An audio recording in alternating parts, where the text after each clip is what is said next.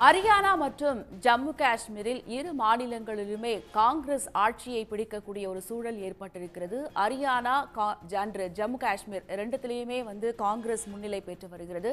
ஹரியானாவை பொறுத்தவரை காங்கிரஸ் கூட்டணியானது 67 இடங்களில் தொடர்ந்து முன்னிலை பெற்று வருகிறது. ஜம்மு அண்ட் காஷ்மீரில் காங்கிரஸ் கூட்டணி 55 இடங்களில் முன்னிலை பெற்று வருகிறது. இரு மாநிலங்களிலும் பாஜக தொடர்ந்து பின்னடைவை சந்தித்து வருவதையும் நம்மால பார்க்க முடிகிறது. ஹரியானாவில் காங்கிரஸ் ஆட்சியை பிடிக்கக்கூடிய ஒரு சூழல் ஏற்பட்டிருக்கிறது. ஜம்மு காஷ்மீரிலும் காங்கிரஸ் கூட்டணி ஆட்சியை பிடிக்கும் என்று எதிர்பார்க்கப்படுகிறது. ஹரியானாவில் மொத்தமுள்ள 90 தொகுதிகளில் தொடர்ந்து 67 இடங்களில் முன்னிலை பெற்று வருகிறது காங்கிரஸ் கட்சியானது. ஜம்மு காஷ்மீரை பொறுத்தவரை காங்கிரஸ் கூட்டணி கட்சியானது 55 இடங்களில் முன்னிலை பெற்று வருகிறது. ஜம்மு காஷ்மீரில் பாஜக வெறும் 22 இடங்களில் மட்டுமே முன்னிலை பெற்று வருவதாக கூறப்படுகிறது. ஹரியானாவில் காங்கிரஸ் ஆட்சி அமைக்கக்கூடிய ஒரு வாய்ப்பு ஏற்பட்டிருக்கிறது. இதனால் அங்கு காங்கிரஸ் தொண்டர்களும் வெற்றி கொண்டாட்டத்தில் ஈடுபட தொடங்கிவிட்டனர். ஹரியானாவில் 10 ஆண்டுகளாக பாஜக ஆட்சியில் இருந்த நிலையில் இந்த சட்டப்பேரவை தேர்தலில் மக்கள் காங்கிரசுக்கு வாக்களித்த நிலையில் தொடர்ந்து காங்கிரஸ் பெருவாரியான வாக்கு வித்தியாசத்தில் முன்னிலை பெற்று வருகிறது. காங்கிரஸ் கூட்டணி 60 இடங்களில் தொடர்ந்து முன்னிலை பெற்று வருகிறது. ஜம்மு அண்ட் காஷ்மீரிலும் காங்கிரஸ் கூட்டணியானது 55 இடங்களில் இன்று காலை முதலே தொடர்ந்து முன்னிலை பெற்று வருவதை நம்மால பார்க்க முடிகிறது. இரு மாநிலங்களிலும் காங்கிரஸ் கூட்டணி ஆட்சி அமைக்கக்கூடிய ஒரு வாய்ப்பு ஏற்பட்டிருக்கிறது.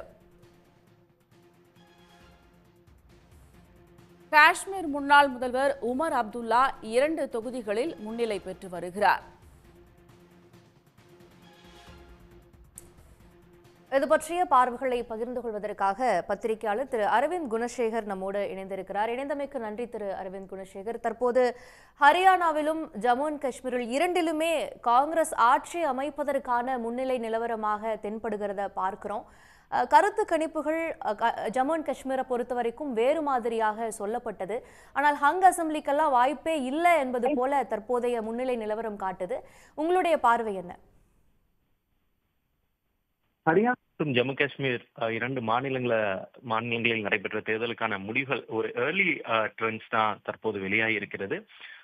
ஜம்மு காஷ்மீரை பொறுத்தவரை இந்தியா கூட்டணியான நேஷனல் கான்ஃபரன்ஸ் அதே போல காங்கிரஸ் கூட்டணி குறைந்தபட்சம் ஒரு 50 இடங்கள் வெற்றி பெற்று ஆட்சி எளிதாக அங்கு அமைக்கும் என இந்த ஆரம்ப கட்ட முடிவுகள் தெரிவிக்கின்றன. ஆனால் ஹரியானாவை பொறுத்தவரை காங்கிரஸ் மிகவும் ஒரு ஒரு ஒரு ஒரு பெட்டர் பெர்ஃபார்மன்ஸ் போன முறை காட்டிலும் ஒரு நல்ல பெர்ஃபார்மன்ஸ் கொடுப்பாங்க, ஒரு கம்ஃபர்டபுளா ஒரு கவர்மெண்ட் ஃபார்ம் பண்ணுவாங்கன்னு தான் எதிர்பார்க்கப்பட்டது. ஆனால் தற்போது அந்த முடிவுகள் பார்க்கும்போது காங்கிரஸ் 50 இடங்கள் தான், குறைந்தபட்சம் 60 இடங்களில் வெற்றி பெறுவார்கள் என எதிர்பார்க்கப்பட்ட மாநிலத்தில் காங்கிரஸ் 50 இடங்களில் தற்போது முன்னிலையில் இருக்கிறது. இந்த நம்பர்ஸ் கொஞ்சம் பிளக்சுவேட் ஆயிட்டது. ஆரம்பத்தில் ஒரு 60 இடங்களில் முன்னிலையில் இருந்த காங்கிரஸ் தற்போது 50 இடங்களுக்கு சற்று குறைந்திருக்கிறது. எனவே இந்த இரண்டு மாநிலங்களை பொறுத்தவரை இந்தியா கூட்டணி ஆட்சி அமைப்பதற்கான வாய்ப்புகள் அதிகமாக இருப்பதாக தான் தெரிகிறது. ஜம்மு காஷ்மீரை பொறுத்தவரை இந்தியா கூட்டணி ஆட்சி அமைக்கும். ஏனென்றால் காங்கிரஸ் மற்றும் என்சி இரண்டு கட்சிகளும் குறைந்தபட்சம் 50 இடங்களை வெற்றி பெற்றிருக்கிறார்கள். தேவைப்படும் பட்சத்தில் பிடிபி இந்தியா கூட்டணியில் உள்ள பிடிபியோட ஆதரவு கிடைத்தால் அங்கு எளிதாக ஆட்சி அமைக்க முடியும் என்றுதான் எதிர்பார்க்கப்படுகிறது. ஹரியானாவை பொறுத்தவரை தற்போது குறைந்தபட்சம் ஒரு 55 இடங்களுக்கு மேலாக காங்கிரஸ் வெற்றி பெற வேண்டும் என்ற ஒரு டார்கெட்டில் தான் காங்கிரஸ் செயல்பட்டார்கள். ஆனால் தற்போது காங்கிரஸ் 50 இடங்களுக்கு அரௌண்ட் 50 இடங்களில் தான் தற்போது முன்னிலையில் இருக்கிறார்கள். அகைன் இது ஒரு ஏர்லி ட்ரெண்ட், வெறும் 9:40 தான் ஆகியிருக்கிறது. தற்போது வரை இவிஎம் எண்ணிக்கை தொடங்கப்பட்டு 1 மணி நேரம் தான் ஆகியிருக்கிறது. எனவே ஒரு 11 மணி வாக்கில் தான் நமக்கு தெளிவான தகவல் கிடைக்கப்பெறும். ஆனால் காங்கிரஸ் கட்சியை பொறுத்தவரை ஹரியானாவிலும் நாங்கள் குறைந்தபட்சம் ஒரு 55 இடங்களுக்கு மேலாக வெற்றி பெறுவோம் என காங்கிரஸ் கட்சி மிகவும் நம்பிக்கையுடன் இருக்கிறார்கள். எனவே இந்த இரண்டு மாநிலங்கள சட்டமன்ற தேர்தல் முடிவுகளை பார்த்தால் பாஜகவுக்கு ஒரு பெரும் பின்னடைவு என்றுதான் கூற வேண்டும்.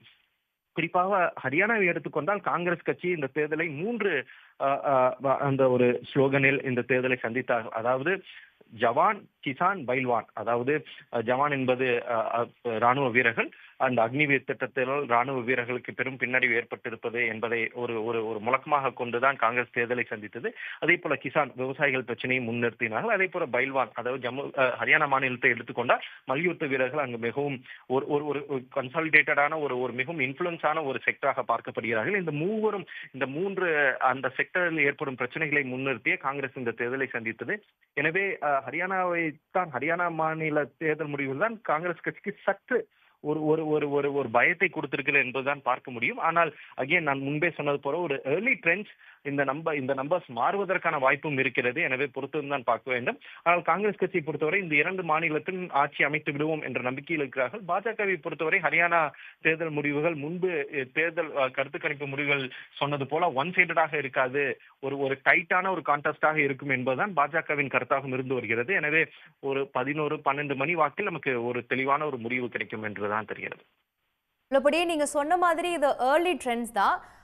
ஜம்மு காஷ்மீரை பொறுத்த வரைக்கும் பிடிபி ஆதரவு அளித்தால் இன்னும் கம்ஃபர்டபுளாக காங்கிரஸ் ஆட்சி அமைப்பதற்கு வாய்ப்பு இருக்கு, காங்கிரஸ் கூட்டணி அப்படின்னு சொன்னீங்க. இப்போ பிடிபி தரப்பிலிருந்து கூட ஒரு செக்யூலர் பார்ட்டி ஆட்சி அமைத்தால் அதற்கு ஆதரவு அளிப்போம் என்பதை சொல்லியிருந்தாங்க. அது தொடர்பான விளக்கங்களும் பின்பு கொடுக்கப்பட்டு இருந்தது. ஃபரூக் அப்துல்லா வந்து முஃப்தி அவர்களுக்கு நன்றி கூட தெரிவிச்சிருந்தாரு. இன்னொரு பக்கம் என்ஜினியர் ரஷீத் போன்றவர்கள்லாம் வந்து சொல்றது வந்து ஆட்சியை அமைக்காம நீங்க வந்து ஸ்டேட் தகுதியை வந்து வாங்குற வரைக்கும் ஆட்சி அமைக்க வேணாம் அப்படிங்கிற மாதிரியான விஷயங்களை வந்து வலியுறுத்தி இருந்தாங்க. ஸோ இந்த ஏர்லி ட்ரெண்ட்ஸ் மாறும் பட்சத்தில் என்ன மாதிரியான மாற்றங்களுக்கு வாய்ப்பு இருக்கும் அப்படின்னு நம்ம கருதலாம்? ஜம்மு காஷ்மீரை பொறுத்தவரை ஒரு பாதிப்பு இருக்காது என்றுதான் தெரிகிறது. ஏனென்றால் 47 அல்ல 48 இடங்களில் தற்போது இந்த கூட்டணி முன்னிலை வகிக்கிறார்கள். மொத்தம் 90 இடங்களில் 48 இடங்களில் முன்னிலை வகிக்கும் போது ஒரு பெரும்பான்மை இப்போதே கிடைத்து விட்டது. இதில் என்னவென்றால் 5 எம்எல்ஏக்களை அங்குள்ள துணைநிலை ஆளுநர் நாமினேட் செய்ய முடியும். அப்படி நாமினேட் செய்தால் இந்த மெஜாரிட்டி மார்க் தற்போது 90 என்பது 95 வரும் மொத்த எண்ணிக்கை. அதில் மெஜாரிட்டி மார்க் 48 கிடைக்கப்பெறும். எனவே 48 இடங்களில் இந்த கூட்டணி வெற்றி பெற்றால் மட்டும்தான் ஒரு எளிமையாக ஆட்சி அமைக்க முடியும். தற்போதே 48 இடங்களில் இந்த கூட்டணி இருக்கிறது. வேண்டுமென்றால் பிடிபியோட ஆதரவும் கிடைக்கும் என்ற நிலை தெளிவாகவே தெரிகிறது. ஏனென்றால் பிடிபி பாஜகவிடம் செல்வதற்கான வாய்ப்பில்லை. எனவே ஜம்மு காஷ்மீரை பொறுத்தவரை எளிதாக ஆட்சி அமைத்து விட முடியும் என்பதுதான் தற்போதைய எண்ணிக்கை காட்டுகிறது.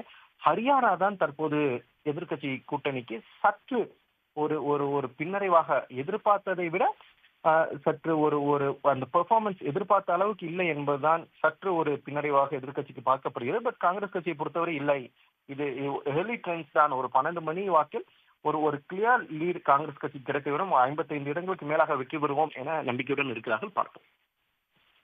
உள்ளபடியே இணைந்து உங்களுடைய பார்வைகளை பகிர்ந்து கொண்டமைக்கு நன்றி திரு அரவிந்த்.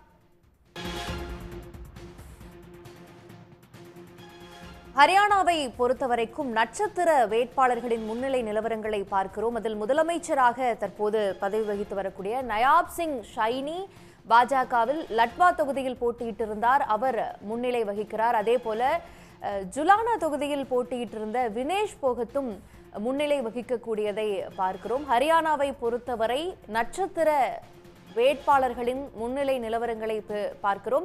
லட்வா தொகுதியில் போட்டியிட்ட முதலமைச்சர் நயாப் சிங் ஷைனி தற்போது அந்த தொகுதியில் முன்னிலை வகித்து வருகிறார்.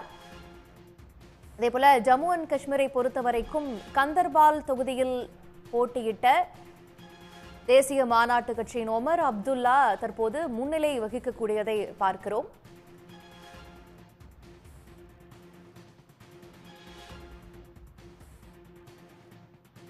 கர்ஹி சாம்லா கிலோய் தொகுதியில் போட்டியிட்ட பூபேந்திர சிங் ஹூடா, இவர் காங்கிரஸ் கட்சியின் முதலமைச்சர் வேட்பாளராக பார்க்கப்பட்டவர்.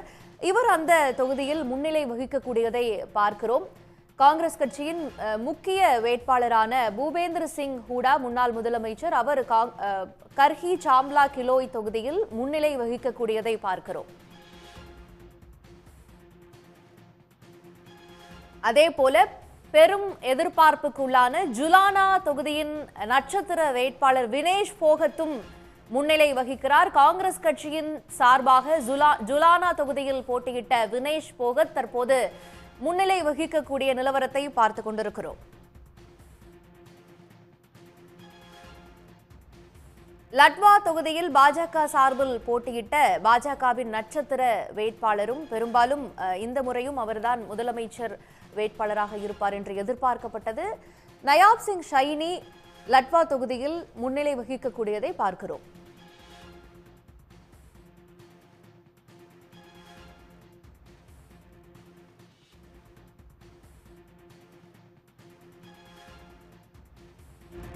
ஜம்மு காஷ்மீரை பொறுத்தவரைக்கும் தேசிய மாநாட்டு கட்சியின் தலைவர் உமர் அப்துல்லா 2 தொகுதிகளில் போட்டியிட்டிருந்தார், பட்காம் மற்றும் கந்தர்பால் தொகுதி.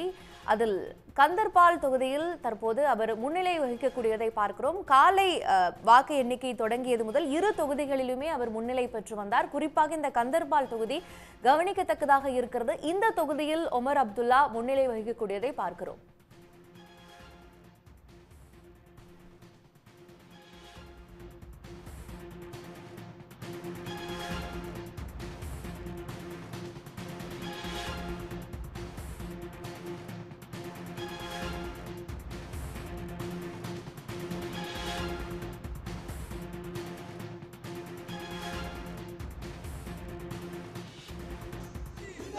देश का पीएम कैसा हो? राहुल गांधी जैसा हो।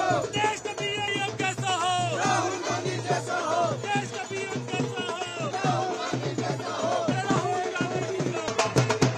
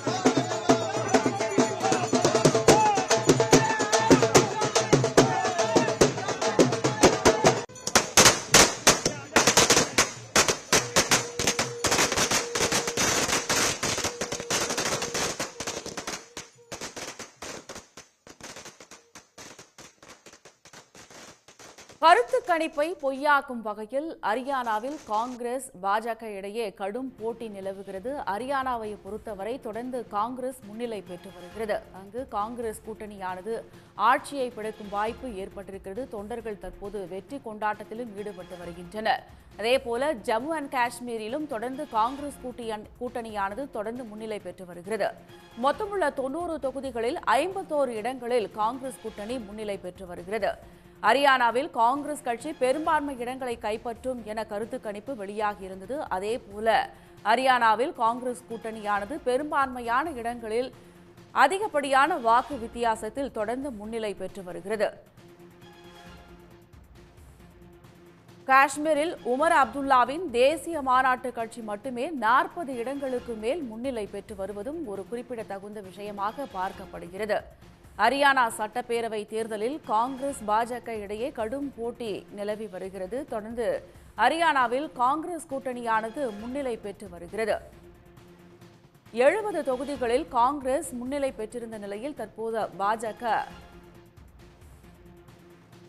பின்னடைவை சந்தித்து வருகிறது. காஷ்மீரில் தொங்கு சட்டப்பேரவை என கருத்து கணிப்பு வெளியான நிலையில் அங்கு காங்கிரஸ் கூட்டணிக்கு பெரும்பான்மை இருந்து வருவது குறிப்பிடத்தக்கது. ஹரியானா, ஜம்மு காஷ்மீர் 2 மாநிலங்களிலுமே தொடர்ந்து காங்கிரஸ் கூட்டணி முன்னிலை பெற்று வருகிறது. உடனுக்குடன் செய்திகளை தெரிந்து கொள்ள சன் நியூஸ் பெல் ஐகானை கிளிக் பண்ணுங்க.